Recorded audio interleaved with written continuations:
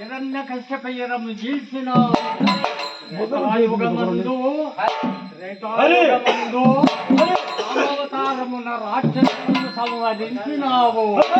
రాక్షసులను సంవరించినావు.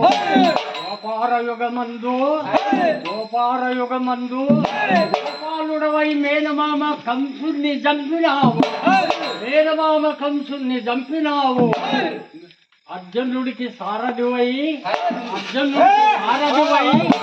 రణభూమి యందు కురులను గూల్చినావు. గోవర్ధనము కొనగోటిపై నిలిపి గోవుల క్షమించినావు. యమునా నది తీరమున యాదవుల రథ మార్చినావు. కలియుగమందురా శ్రీనివాసువై కొండ శిఖరం ఎక్కినావు.